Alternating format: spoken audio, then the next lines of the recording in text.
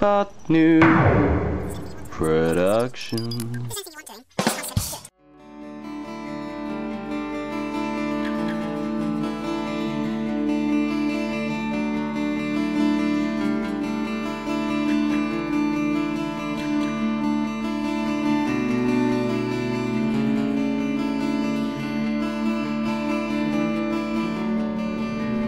Hi everyone, I'm Nat.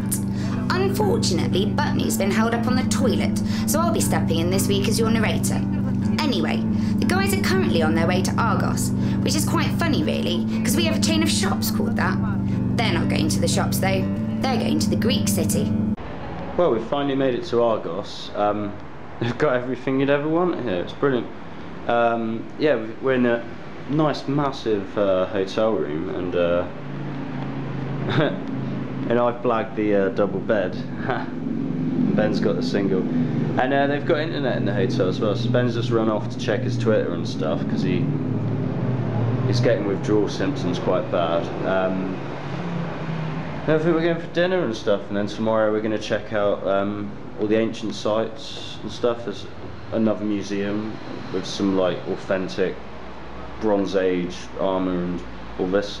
Yeah, so it's pretty exciting stuff. Our hotel in Argos features the first lift that was ever installed in Argos. I think I'll take it for a spin. We thought we were going to have some problems with the journey, but everything worked itself out really, it wasn't too bad. Well, doesn't it look like a nice place? Right, so it's day 10, Day 11. and we're in Argos, and we're going to go to a museum. We're going to see one of the biggest theatres in Greece, ancient ones. The Romans did a bit of work to it, but yeah, it's pretty big, 20,000 people. And we've got a massive uphill hike to check out the fortress as well. So, busy day ahead of us, and we've got until 1 PM to get back to our hotel and check out, so we're in a bit of a rush. But we've hit the ground running, and touch wood, we'll stay that way. Woo! Nice day as well. This museum plays host to its usual collection of big jugs and a rather impressive suit of armour, little votive statues, big statues, other statues, more statues, oh yes, another statue, oh and another, oh lots of statues, little statue, not a statue. The boys then noticed that there was much more to see outside, like a couple more boring statues, and a plethora, that's a Greek word, of these stunning mosaics, which all look to date from the 2nd to 4th century AD and feature some early Christian themes. Of course, there's always time for a quick photo break, this time with Medusa. Ooh! So we've just seen the museum at Argos, and then now we've got to go to the theatre and the market. Then we're going to climb up that. So I'm not entirely sure. It looks a lot shorter than Mount Parnassus, but It still looks pretty steep. yeah, it still looks shorter than Ben Nevis, but Yeah. well, nonetheless, we'll give it a go. When in Greece. So this is the ancient Argolian agora, the old marketplace, and this would have been the thriving hub of the city for where people worked and shopped and all that, and it's right next to their theatre, so handy really.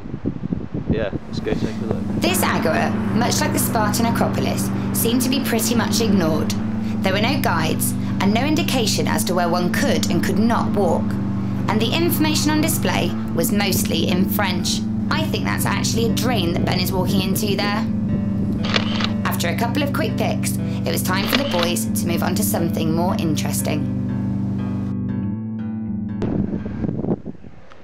Having just seen the museum, and like the bulk of which was earthenware and pottery, when we've come to the agora, we've just noticed the sheer amount of fragments just everywhere. And we were just walking, and there's nothing to tell you where you can and can't walk. So we were just walking, and we just realised, we looked down and realised we're walking on an ancient mosaic. It's almost like they've already and just stopped. But we got the hell out of there as quick as we could. We didn't want to break anything. So now we're off to the theatre. Everything we'd heard about this theatre is true. It's absolutely huge. You could just see it held 20,000 people. That's so many. Considering a lot of the ancient Greek city-states, their populations would have been much more than 1,000 or two. You know, so that's most of the population of Peloponnese. Although this would have been at its peak, sort of 2nd century AD, when the Romans were occupying the area. So obviously there would have been a lot more population coming into the country and immigration at the time from the rest of the empire. But it's certainly a sight. It really dwarfs it. The theatre was not only used for plays, but also the Nemean Games, which was another Pan-Hellenic cousin of the Olympic Games. Sometimes the stage would even be flooded for mock naval battles, which is pretty darn cool. As always, I'm sure Butnu was about to say something really profound here, but it looks like he has his finger over the microphone. If you think you know what he's saying, pop your answer on the back of a postcard and send it to PO Box 479, Manchester, M14 OEJ. You could win yourself some kudos, which is also a Greek word. And time for more photos. Ooh, that's a good one. Theatres are dirty places. And after watching a play or two, I always feel like a nice bath. Well, the ancients were just the same, because the Romans built this massive bathhouse right next door.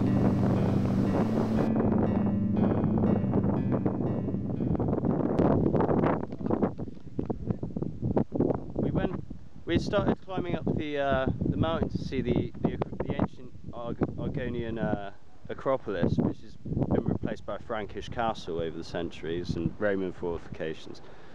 We started walking up. It's a pretty big hill. It's going to take us a good 45 minutes, and it's all steep uphill climbing. A lady stopped and gave us a lift all the way to the top, and I don't think she was actually going here. We had to bum it. But yeah, now we're here. It's an amazing view. Just a quick thank you at this point. Thank you, Dad, for teaching me how to hitchhike. Yes. There have been fortifications on this hill since as early as 600 BC. Oh, this is nice here, because it's shady. But as the area has been invaded by so many different peoples, the castle we see here now is a bit of a mishmash. The most notable aspects of the building in its current state are the 10th century Frankish additions to the castle. Interestingly, during the Peloponnesian War, Argos managed to remain impartial. They refused to choose a side until they were forced to do so by the Athenians. However, even this alliance was nothing more than hollow words. Whoa, good lord, that is high. After everything we've already seen, it just keeps getting more impressive, but this is incredible. And you're totally just free to roam around as well. We're just on top of the world. It's amazing. And I saw a snake. Just enough time for a couple of quick snaps.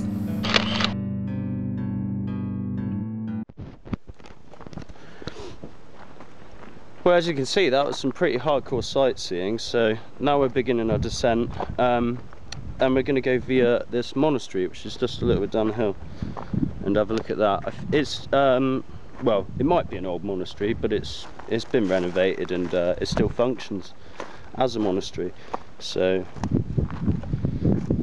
so that should be interesting. Wow, don't the boys look like they're on top of the world?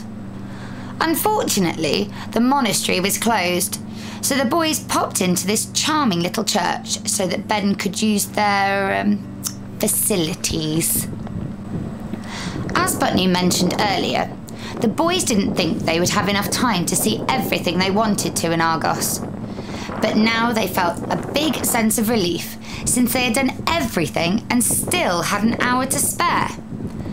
Mind you, I'm sure there is a limit to how relieved you can really feel at this height. Well, we're walking through some lovely olive groves. However, they still had to get back to the hotel and pack up before they could head off to the next town, Corinth. Well, after a quick rest up at the hotel before we have to check out, it's time to leave Argos and head off to Corinth. So it's the final stage of our journey now. So the last few days are going to be there. It's a bit sad, but it's all been worth it. Argos and Corinth are quite close, but for the boys to do the journey by coach, they would need to change at a service station called Isthmus. The Isthmus is a narrow stretch of land that connects the Peloponnese to the mainland. Corinth is situated on the Peloponnesian end of the Isthmus, and in ancient times, this meant that Corinth was an exceptionally wealthy city due to its control of this vital trading and transport link.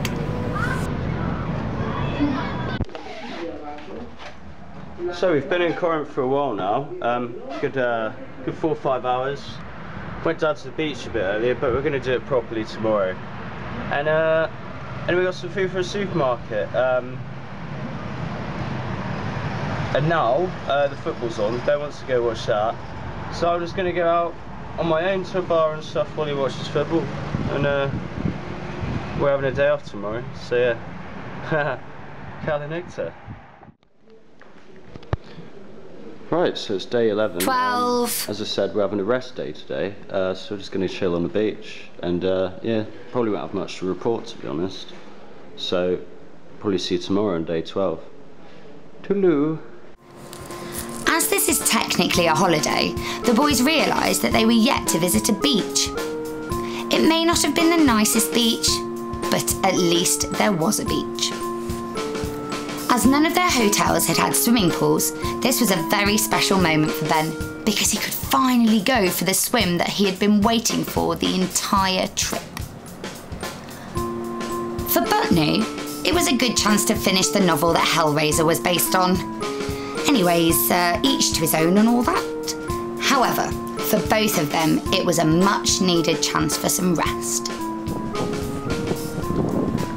Sitting here, I've realised that there's plenty of things for people to get refreshments from and have a bit of comfort when they're on a beach, but there's nothing for beetles. That's why I've made this luxury snack bar. It's quite airy, and there's a little table there. So beetles can enjoy the beach as well.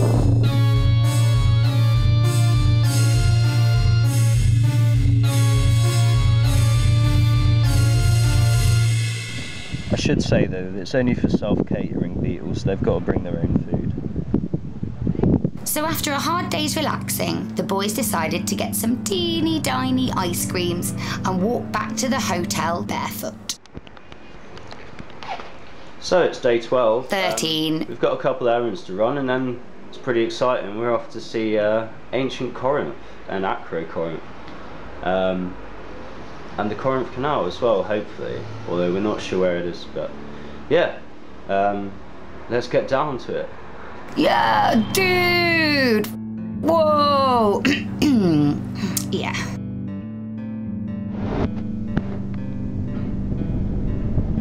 So, we've done all our errands, and now we're on the bus to ancient Corinth. Fingers over the mic again.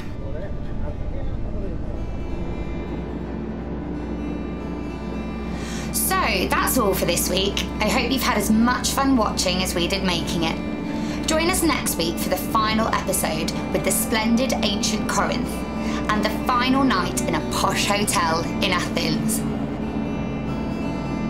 I can't help but feel a bit nervous because we're going to be climbing that in an hour or so. I think it was probably a last minute deal on the hotel. You can get some great offers if you search around online these days. Hi. Yes, I think so. How are you feeling?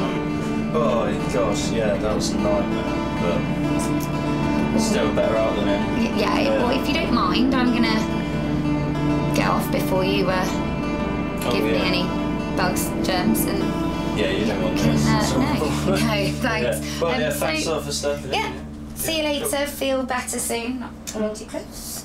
Yeah, cool. And I'll let you know when it's online. Yeah, please. See you later. Bye. Oh, brilliant! She's finished. Well, see you next week. Bye.